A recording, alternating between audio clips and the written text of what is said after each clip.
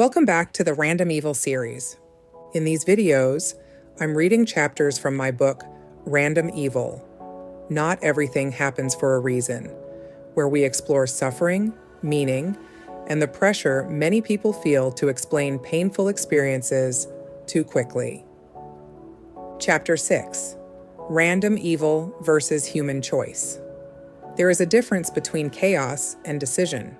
Not all harm belongs in the same category. A virus mutates without intention. A storm forms without malice. A genetic mutation does not wake up with a plan. But a person who lies, manipulates, exploits, or violates is making a choice. Blurring that distinction distorts reality. And when reality is distorted, healing becomes harder. One of the subtle consequences of spiritual bypassing is that it can collapse categories. Everything becomes lesson. Everything becomes contract. Everything becomes co-creation. But physics is not the same as predation.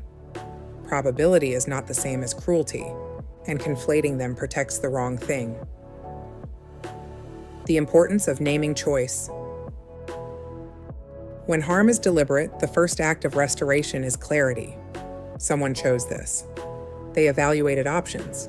They crossed a boundary. They acted. This does not require dramatic language. It requires accuracy. Moral psychology tells us that human beings rely on shared norms to maintain social safety. When those norms are violated, the nervous system responds not only with fear, but with outrage.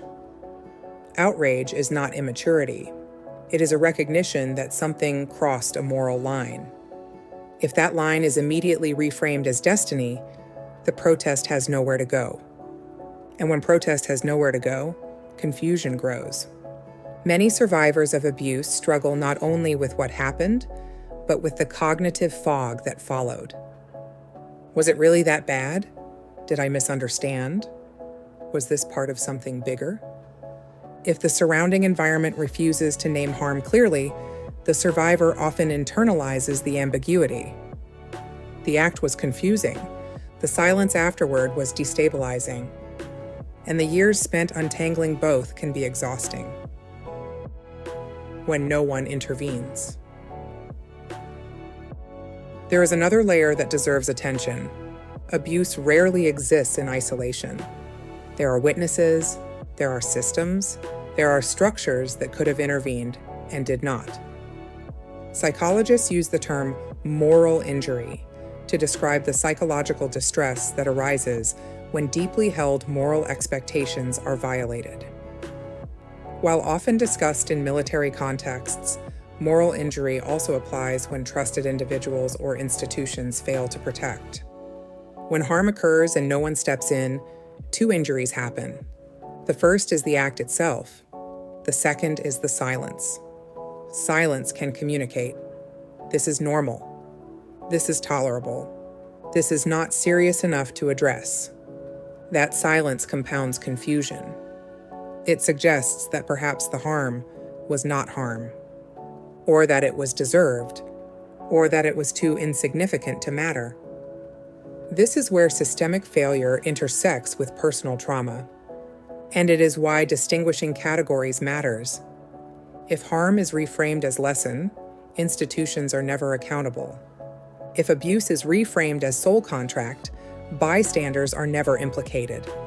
If cruelty is reframed as spiritual assignment, perpetrators are never named. Calling something random when it was chosen erases responsibility. Calling something chosen when it was random creates paranoia. Accuracy is not cold. It is stabilizing. Randomness, systems, and decision.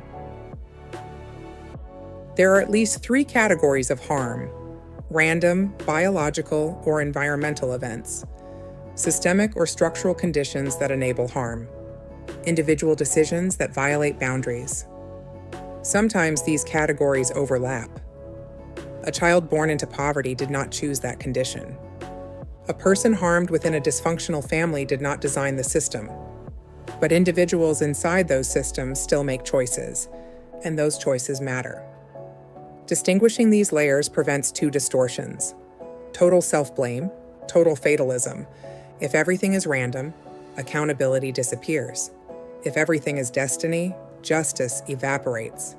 But if we sort carefully, something steadier emerges. Some things were chaos, some things were enabled, some things were chosen, and none of those automatically implicate you as the cause. The cost of calling evil a lesson. When deliberate harm is reframed as growth opportunity, something subtle shifts. Responsibility diffuses. The perpetrator becomes a teacher. The violation becomes curriculum. The survivor becomes a student. This framing may feel elevated. It may even produce eventual insight. But prematurely applied, it distorts moral proportion. Growth that emerges later does not retroactively sanctify harm. You may learn resilience, you may strengthen boundaries, you may develop discernment. But those adaptations do not prove the event was necessary. They prove you adapted. There is dignity in adaptation. There is danger in sanctifying violation. Untangling confusion. For many people, the most painful part of abuse is not only the memory of the event, it is the prolonged confusion afterward. The questioning, the self-interrogation, the years spent wondering whether you misread reality. Confusion thrives in environments where harm is minimized or spiritualized. Clarity restores orientation. This was wrong. This was chosen. This was not a lesson plan. You may still extract wisdom, but wisdom is something you create. It is not evidence that the harm was assigned. In closing, random evil exists, but so does deliberate harm, and conflating the two does damage. Some events were chaos. Some were enabled by systems. Some were chosen by people who crossed a line. Sorting these categories is not about anger. It is about accuracy. Accuracy reduces shame. Accuracy restores proportion. Accuracy allows grief to be grief and justice to be justice. You are not required to reinterpret someone else's decision as spiritual choreography. You are allowed to call it what it was. And sometimes, what it was is simple. Someone chose.